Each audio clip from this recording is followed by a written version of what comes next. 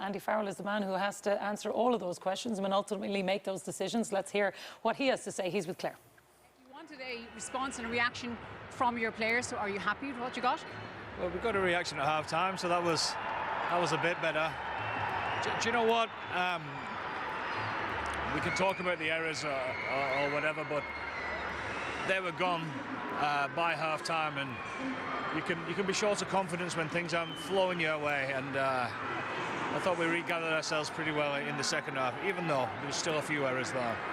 And to get to 41-10 from where we was at half-time, that's the pleasing part of the game. But I suppose there was enough line breaks there for it to be a high-scoring game. But the last pass wasn't good enough, obviously. Just some of those errors. We saw some malfunction again in the line out, and we see how effective a weapon it can be for you when it goes right. Exactly. I thought Gus McCarthy did fantastic when he came on, and Ryan slotted into the second row there. So there was a bit of change up, and they held the nerve, and he was very good. In the end, the calling's good.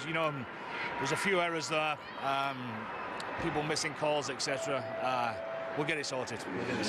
How concerned are you about that? How much work does it need? I'm not concerned because we've got brilliant people who are brilliant at the jobs. I'm talking coaches and players now, so there's not a concern. In terms of the selection next week, is what you saw today change your thinking? Well, you wouldn't have thought so at half-time, would you? But I thought the bench came on and did really well, and nothing to lose type scenario, and really got stuck in there. So most guys have played now. We need to get on with the real stuff.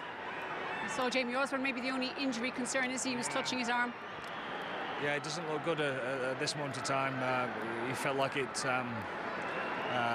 moved out of place a little bit, so we'll get that checked and see how he goes. What about Tommy O'Brien, player of the match performance? Delighted for him. Obviously, this is his first home game, and to back himself.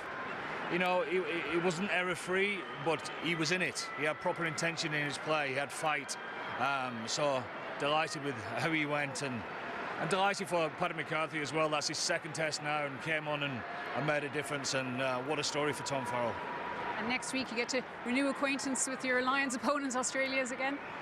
Yeah, they play Italy today, so we'll get to have a look at that. But Australia are in good form, so we'll expect a tough game next week. Thanks, Andy. Thank you. Cheers.